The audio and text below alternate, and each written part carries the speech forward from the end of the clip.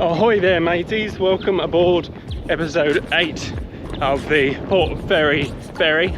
We are just coming to the end of week 5 of the training plan. So we smashed out the first 4-week training block really nicely. I felt my fitness really picking up towards the end of that 4-week training block, and this week I've actually had a really nice, I guess, recovery period, but also a nice opportunity to test the fitness. So this far into a training plan, I really didn't expect to see such a dramatic increase in fitness, but I will put this down solely to the genius of my coach.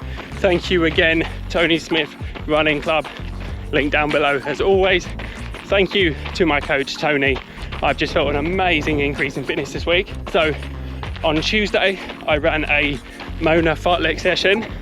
For those of you that have been keeping up with this training series, the Port Fairy Ferry, you would have seen in one of my earlier episodes that I actually ran a Mona fartlek already in this training plan. And yeah, I was a little bit off of the, I guess, goal times, goal paces during the workout, but I put this down simply to effort, perceived effort. How did I feel on the day?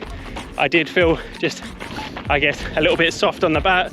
Didn't really have the power that day, and that was totally fine. But this week on Tuesday I went out and did that session, may I add, after a full day at work as well.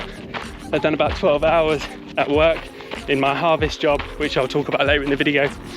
I got home and I smashed out that Mona fartlek workout, and literally like a month on from the first day I did that workout, I managed to go an extra 300 meters over the course of the, I guess, 5.5k workout, and I just felt so much stronger. Instead of being behind the paces, I was actually ahead of almost every goal pace, but perceived effort was still nice, 8 out of 10. I wasn't pushing it, I wasn't all guns blazing. There was definitely some pistons that I held back from firing, because I've heard it over and over here on YouTube that, you know, holding a little back in training will just give you an extra boost in the race.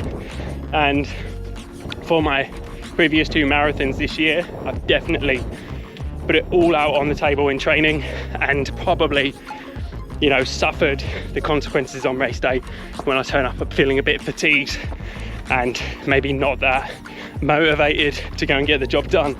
I know before the City to Bay half marathon just a couple of months ago, I was definitely a bit burnt out on the starting line.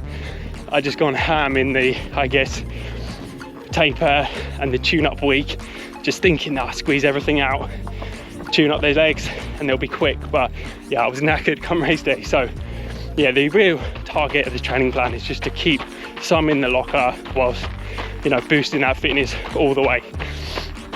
So as we come to the end of this week, the 5th week in the training plan, it's been a nice, easy recovery week. I think the week's going to end on about 60 or 70k. But yeah, totally easy compared to the 100k plus weeks that I've been putting in the bank recently. And as we go back to last Sunday, so a week ago now, I had one of my best long runs on this training plan, and yeah, it was just absolute breezy. It was a 28k, just easy effort, no intervals or surges in the workout. Just a nice breezy afternoon in the sun here in South Australia.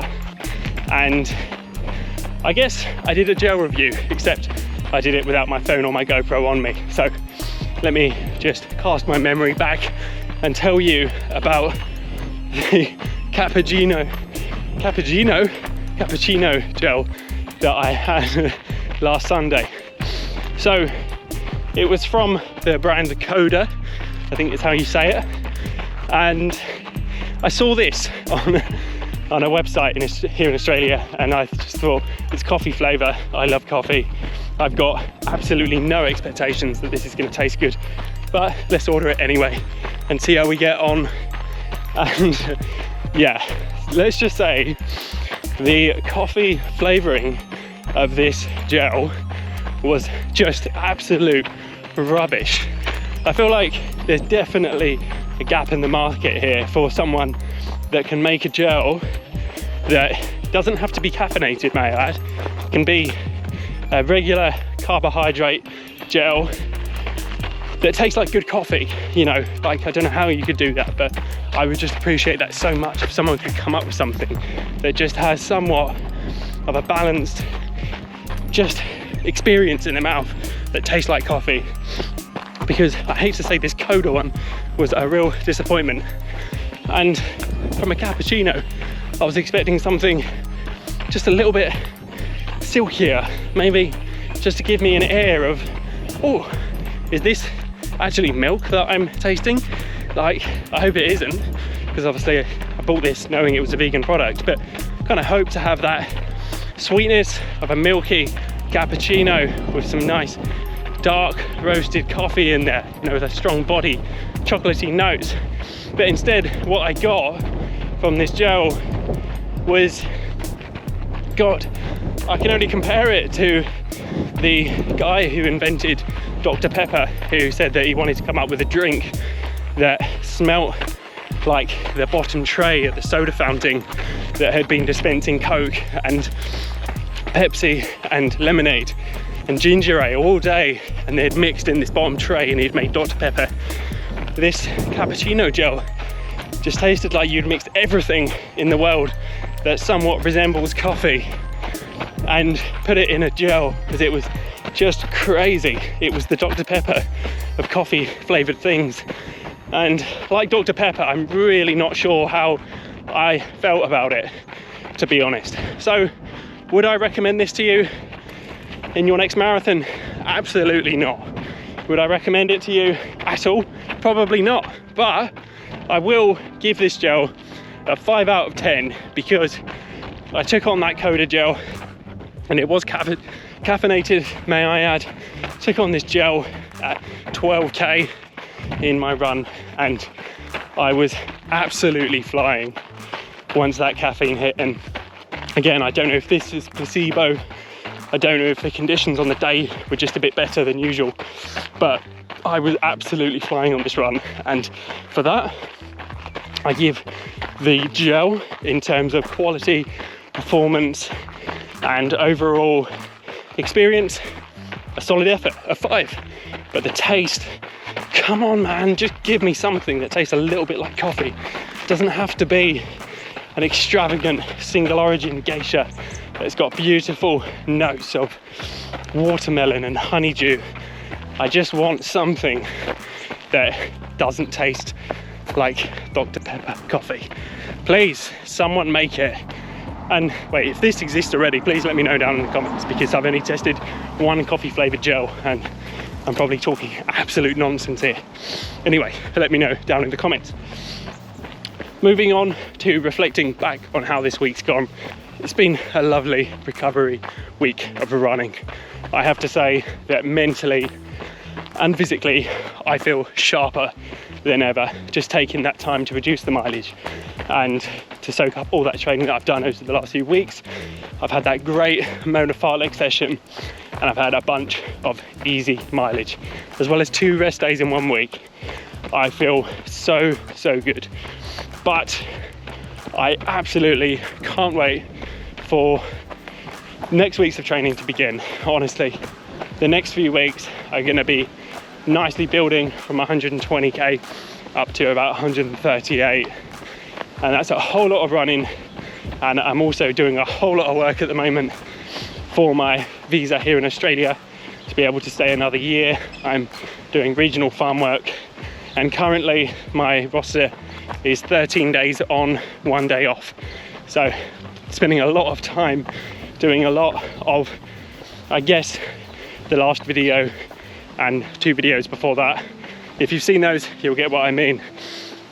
But yeah, been busy to say the least, but I absolutely can't wait to get into the long miles, getting those Ks in the bag and just smashing out the training, getting fitter, because I love it. I love marathon training, and despite being a bit rushed off my feet for time and just almost eating everything in sight to keep myself fueled and free from injury and fatigue, I've just yeah, really love this training blog so far. So thank you again to Tony, because I definitely don't have the motivation or the finesse to stick and come up with a training plan that's just been this solid and has kept me engaged.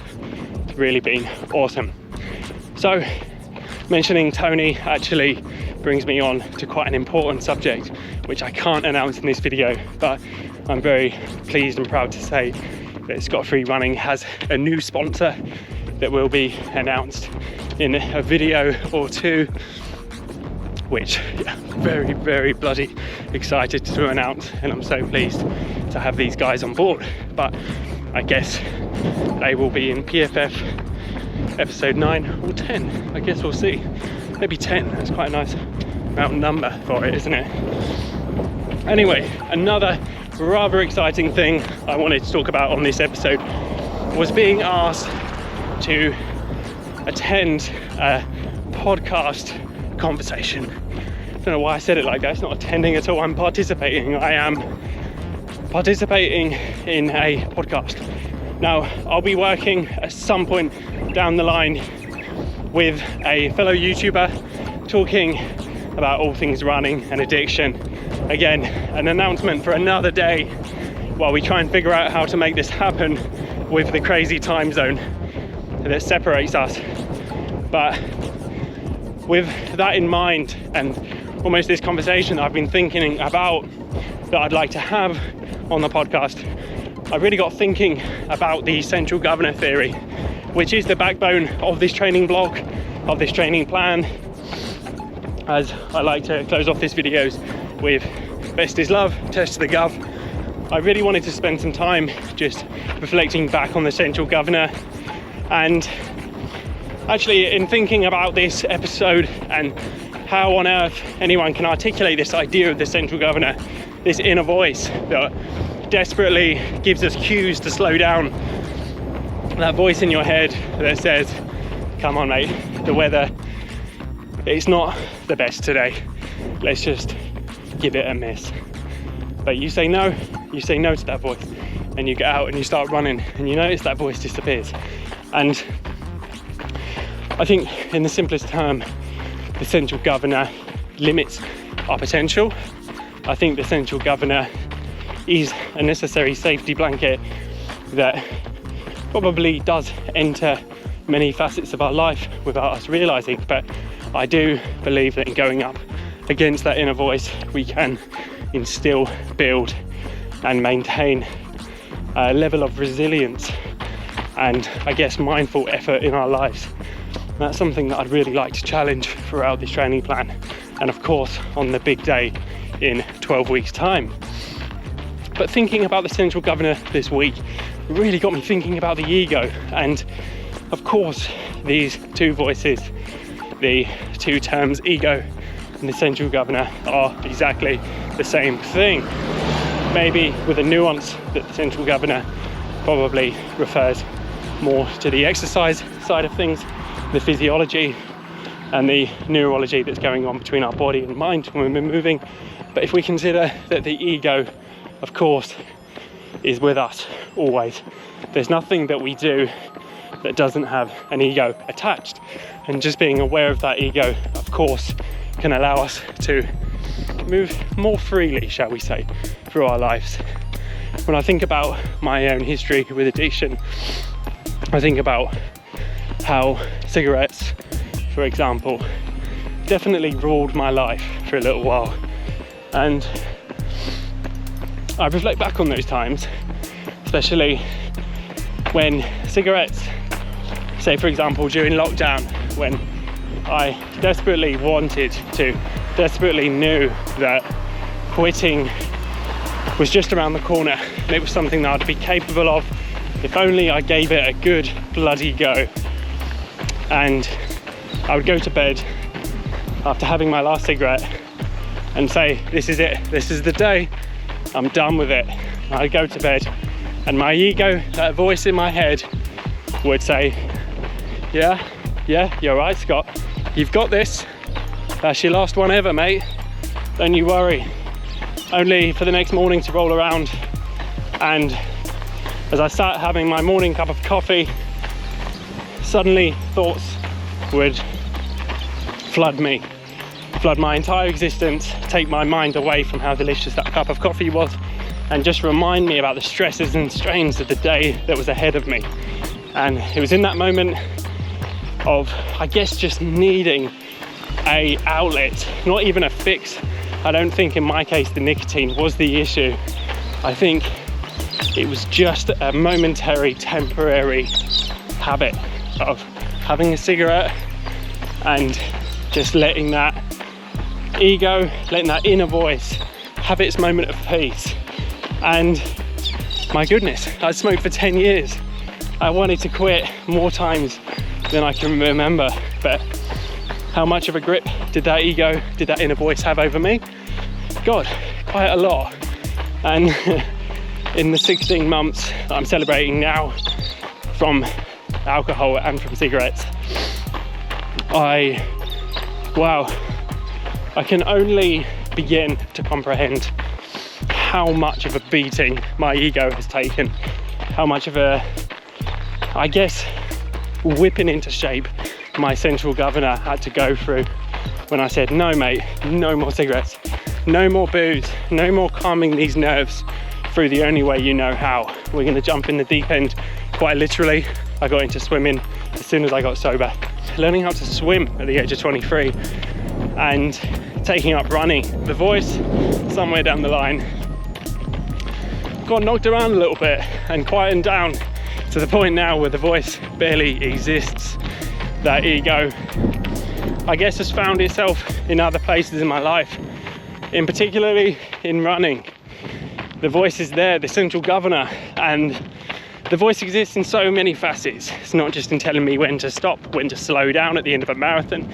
It exists in how I'm feeling about my own performance. When I look at Strava and I look at people that are doing similar workouts to me and getting better results in races and all of this nonsense, in reality, I'm not a professional. The people that I'm comparing myself aren't professional. Why does it matter if I was going toe to toe with someone in an extraordinary big meet with a load of prize money? Maybe it'd be worthwhile having sleepless nights about these sort of things, but for me, what does it matter? And I found myself in all facets of life, whether I'm making these videos and putting them onto YouTube and checking the amount of views, I don't know, a couple of hours after I've uploaded and feeling disappointment that there's been no views sometimes.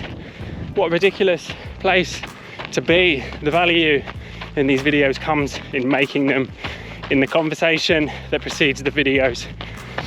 It's, you know, it doesn't matter about who's seeing it, who's watching. You know, you guys might be watching this retrospectively after I've completed the Port Fairy Marathon. It might have been a success on paper. I might have got that sub 250.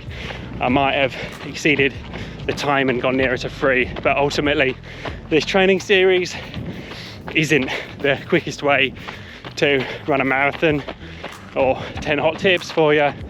Just want to share this experience, and hopefully myself and others can learn from this down the line. But all I would say as I leave this video is be aware of that voice inside your head. Don't let it limit you, because it doesn't have as much power as it thinks it does. Believe me, you've got more power than that thing telling you that you're not capable of quitting the cigarettes, quitting the drinking, or cutting down on either. That's okay too. But believe me, if you think you're capable, even just for a second, you are. Put in the time, put in the practice, put in the patience, because man, I quit so many times before that day on June 21st last year when I quit for good. God, I lost count. Some might even say that I'm an experienced quitter, and yeah, not so successful one at that, as I did it so many times. But as I like to sign off these videos, best is love, test the gub. Thank you sincerely for watching. I'll see you in a future edition, shall we say, of the Port Fairy Ferry. sub 250. It's on the cards. I can see it in the vision, and I'm not gonna let the ego get in the way. Let's do it.